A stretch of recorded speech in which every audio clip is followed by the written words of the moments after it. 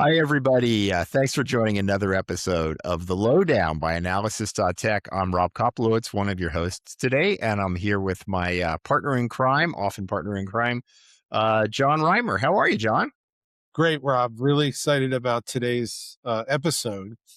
We spend so much time, as you know, Rob, researching AI and its impact on software development. And there are lots of interesting stories out there about entrepreneurs who are building companies using vibe coding, using popular vibe coding products. And they're really interesting stories. And we are fortunate enough today, Rob, to have with us Sid Conklin, who is a serial entrepreneur. He's currently CEO and CTO of EveryBite, a startup. And Sid is one of those entrepreneurs who's turned to vibe coding to help build his business. So, Sid, we're thrilled to have you here. Thanks so much for taking time out of your busy startup day to talk to us about your experiences with vibe coding. Welcome. Thank you guys for having me on. I'm looking forward to this. So looking forward to sharing my experience and learning more. So maybe, Sid, maybe a little bit more about EveryBite. It is a startup, and I imagine a lot of the audience hasn't seen it yet or heard about it yet. Maybe you could briefly introduce it. Sure, everybody goes after the most important thing is what you're putting in your mouth every day when you go out for food. And so what we do is we look at every bite and we understand the nutritional and allergen and all the elements of what you're eating. And then we basically share it with you in a way that you can then make decisions about what you're eating. And that's the whole goal of this. And so we work with restaurants and other technology providers, and we provide key technology that not only allows for that capturing that information, but also disseminating it out to all your touch points, whether it's a menu, a kiosk, a drive through. We want to make sure that every time you look at a menu, you know what you're eating and you can choose wisely. Awesome. Awesome. So Sid, one of the things we like to do on the podcast, and we've had some really fun revelations here, is tell us about your journey. You're a serial entrepreneur. How did Mm. you get to this point in your journey? Tell us a little bit about the background. Well, I always say it's sort of like a sickness. Once you get exposed to it, you just can't stop. I did my first startup back in 1996. I know, it's old. But basically, the whole idea is that you come up with an idea, a premise, and you want to see it come to life. And so I got hooked on that whole idea that I can empower, ideas and basically bring them to life. And it was interesting when that first one I did. I had to raise like $11 million. It took me like a whole group of people to get it done. And then everyone that after that took less people and less money and less time.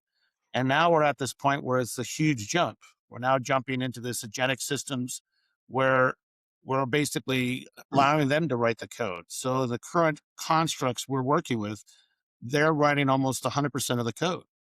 Matter of Mhm. fact, I'm programming right now in Python and Next.js, and I really don't know them. But I've been the CTO. I've known how to basically get teams, and I know the product I want. I know how to put guardrails to do. I'll do that, but I don't know the languages anymore. So it Mm. just strikes me as it's the whole thing. We started off with lower level languages, and we keep on abstracting up, and then we went to C and C++, then we keep on going up. Well, now this is the final abstraction where I don't need to know exactly how it does it. I just need to make sure that I can create the construct to get what I want. Cool. So, Sid, this is a really different world, right? I mean, this opens the door of of entrepreneurship around software much wider, lowers the cost, lowers the risks. I mean, how have things changed from just the general approach of what it takes to be an entrepreneur in this world? It's radically different. I mean, I've never seen a break like this ever. Everything up until now was it just got faster and cheaper. That was the motto. Now this is a total break where you can basically come up with an idea and then sit down, and within a half an hour you can have that idea up and working. And what it causes you to do then is to go through a lot of the ideas that you never went through and sort of think through them and challenge those ideas and work on the sort of the core idea and see if it's valid before you actually even commit resources to doing it. And Mhm. so for me, it's the most powerful tool I've ever had. It's the most creative I've ever been. And it's now I mean, I ran organizations where I had like 125 people reporting to me. And if I had an idea that I wanted to execute, good God, it would take months to go through all the different layers to get the idea executed. Now I can turn around and I can just basically execute it in weeks, if not days. And I think that's what it's really coming down to. And I think that the big gist is, how good are your ideas now? Mhm. You Great, know, John. How has the software development process changed? Because you've seen it from the 90s, probably even earlier than that. Um, speed is obviously speed is different, but it sounds like the people doing the work are different. Maybe talk a little bit about maybe the risks that you need to mitigate are different. so it's very interesting because typically in all the startups I did, you hire archetypes of people. You needed a build engineer, you need a front engineer, you need a full stack, and all those people. And now you don't. You can basically create a hybrid of multiple assets together in the same thing. But I still find it resolves around the same best practices that we've always done. So Mm, when I do development, I basically give guardrails to all my agents. Each agent has a certain profile, a markdown document. Inside of that markdown document is a structure. And then basically that tells them who he is and what they should do. And then I create all the gates. So those gates are all hooked together. So I use Claude. So I use hooks and a bunch of other mechanisms to create gates, because the agents will still hallucinate. And so they'll still say, no, no, I'm done. It's good. And you turn around and it's not good and it's not done. But it also allows me to do test driven development. I mean, something I always enjoyed, but it's very hard to get the team to really do that because of the level of effort and all that stuff. But now all my agents do test driven development. And then I have a gate to make sure they've actually done the tests before they start running the code. And so I've spent most of my time now on the translating the world of what I would call the best way to develop software into gates and guardrails, such that I can allow the agents then to do different things. And one of the other things I've learned is you can't be too hard. You have to allow the agents room to breathe, and you can't be didactic to the point of excruciating. You have to give them space to do it, but then you have to just check to make sure they're creating stuff, and that you have a feedback loop to tell them if it's working or not. mm, So adversarial programming is another way I look at it. I basically have everybody checking each other's stuff. huh. Great. Wow. Hey, folks, if you like what you're hearing from Sid and from our other guests here on the Lowdown by Analysis.tech, please hit the like button. Please subscribe. Get the word out to like-minded folks. If you want to engage more with Analysis.tech, with John Rymer, and or myself, with Francis Carden, the godfather of RPA, Dave Marcus, amazing experience with process automation and building channels and product strategy. Andy Bartels, um, our chief economist, many, many years in that role, with Forrester Research and now with Analysis.tech, and Rick Greenwald, our data expert. Please check us out at Analysis.tech. Our research is all free. All we need is your email address, and we probably won't even badger you if you do sign up. So, hey, Sid, let's get back to our regularly scheduled programming here. So I don't even know what we call these people that build software anymore. We just call them programmers or developers or builders or whatever. But what does the team look like? What is the persona that you're looking for people that are going to be able to thrive in this new world? It's a really good question. It's a really good question because, you know, what I see is if you've been like a CTO or something like that, and you understand how to develop software in large scale enterprise stuff, then these tools are really good for you. It's hard to say somebody who hasn't felt all the pain and all the, you know, the bruises, to know that exactly how you do it. So it's challenging, I think, for people with, you know, just coming into the engineering world. That said, we are taking people that are fresh out of school, and we're trying to train them in this approach. And it's actually, in some ways, it's very interesting because, from my perspective, you got to drink the Kool-Aid. If you fight it, if you try to say like, I'm going to check every line of code, then it just doesn't work, because the speed is so fast. You know, the speed, if it can produce code faster than you can ever review it. So if you think you have to review everything and understand everything, then you really don't get any power out of it. Great. John. Interesting. Do you find that you're having better success with that mode of work with younger people? Is there a generational notion, generational aspect to this? It's a really good question. So there's we have one engineer that was young, who's 20, late 20s. He gets it, and he can go so fast, and he creates incredible stuff, and he's very focused and driven, and it all comes together. And I've got others who are younger who don't get it, and they move around and they don't get it. And then I've got older ones who, I think it's a mindset. I mean, Mm, I think it really is a mindset. Age doesn't matter, but you got to have the right mindset, and then you have to have enough experience to know, you know, if you don't know about test-driven development, you're not going to do it. So then you're basically not going to get what you want out of it. So you have to know all the tools and understand it. But then I think it's really just a mindset. got it. Got it. So you mentioned hallucinations, which is a I think a well at this point a well-known downside, a risk of using these tools. What are the other risks? You maybe talk a little bit about that. You've talked about using agents to kind of check work and things like that. But when things have really gone wrong, why? What has happened, Sid? So it's interesting. There's two aspects to that, two dimensions. One is the models. So up until Opus 4.5, I was using all of them, Llama, I tried even the open source one. You just couldn't stay focused. It wasn't coherent long enough, and the context window wasn't long enough. So all of a sudden, it'd just go off the rails, and it would just forget. And so all of a sudden, I'd just tell it something, and it would go back and do something. So it was really like a monkey running around with a drill, and I really had to keep it in the box to make sure it did anything right. With 4.5, it changed everything. It actually was coherent for long enough, and it would be able to do code long enough that it really started producing quality stuff. I had to still shrink the context, so I had to break down every problem. And basically, the context window for Claude 4.5 was 200K, so I had to make sure my everything fit into that.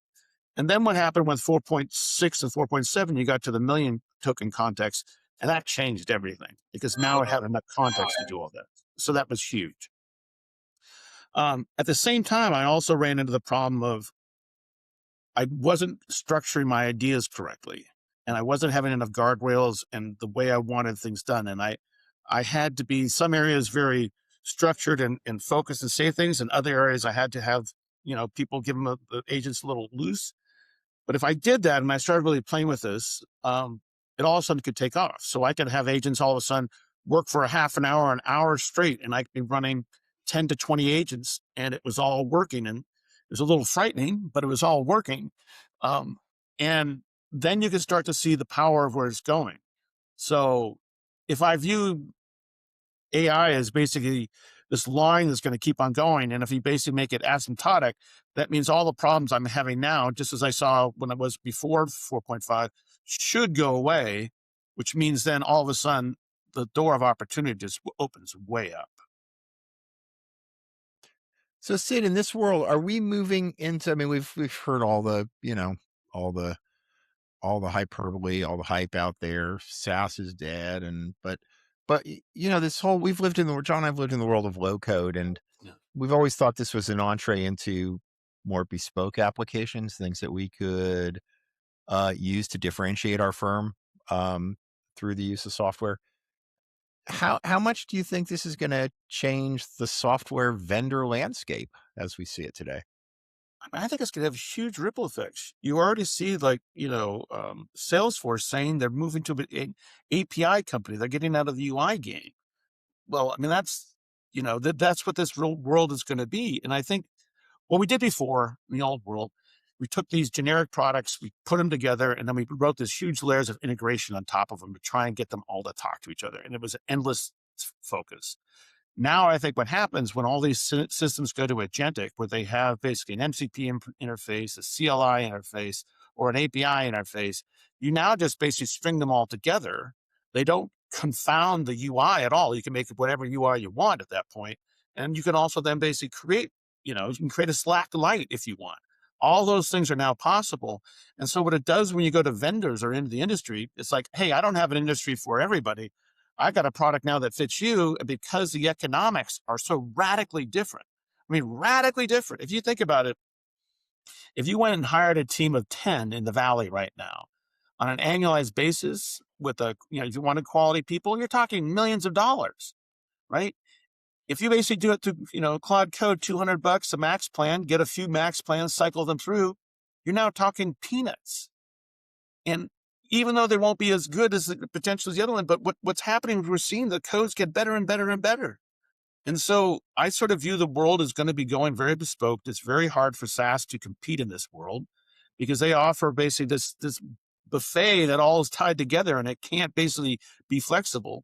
And I think the cost structure is going to be enormously problematic. You have a company with thousands of employees. It's very hard to figure out how you can get that number down. It's not a buffet, Sid. It's the 17-course prefix meal. Right? Exactly. I want the buffet. Exactly. Right. John. I'm done already. I don't want any more. Don't pay me any more of this stuff. Yeah. But I mean, it's interesting. It's like there's a new CRM that we're using called Adio, and it's totally agent driven. So you communicate with it through, an API, and you don't even, have to go in through the interface. And what that allows you to do then is you can then hook this intelligent layer to all these different services, but they're no longer dictate how it should look, how it should interact. And so you can basically then custom layer across that, Great. John? You're on mute, John. It strikes me that if the software is bespoke, you're probably willing to put up with a little bit. It's not perfect, particularly in the user interface, because it's just tailored to us and what we do. It seems like that's I almost disagree with you in some ways because what I see right now is if you basically do stacks where you use like Shad CDN, Tailwinds, and all of that, it's probably better designed than most people can do. And all you're now doing is basically customization. So you overlay, basically take all those components, all those blocks, build it all out, and they just customize it. And man, you can have great stuff in a matter of minutes that it would have just taken a long time. Yeah. And so I think what you're seeing is that the building blocks now, they're becoming more Lego-like and Snap-like. I mean, for example, there's a product called Pencil.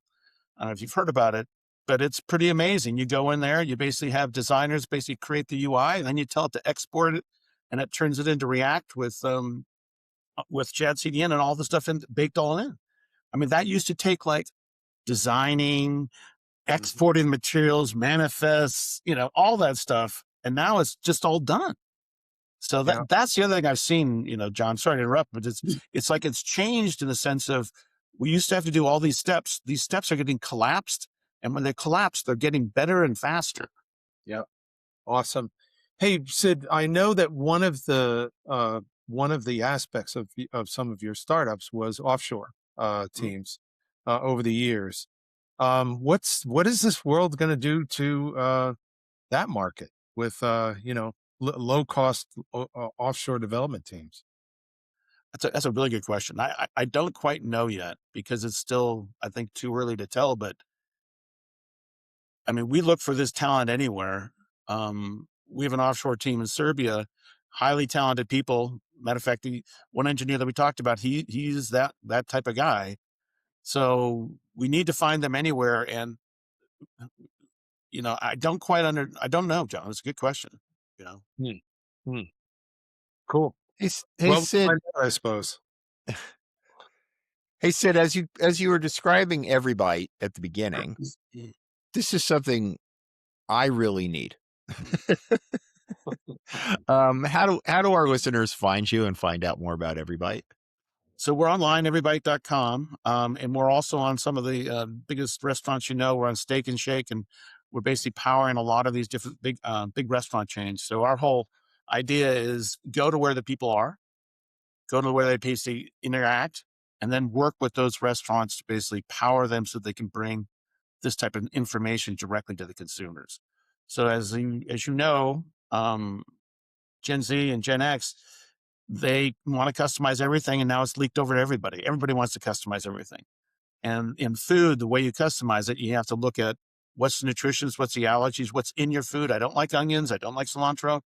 Okay, express it. It's your bowl. It's your food. And so that's really the idea. And that's we're trying to be the driving force that allows these restaurants to better serve their customers. I love it. Everybite.com.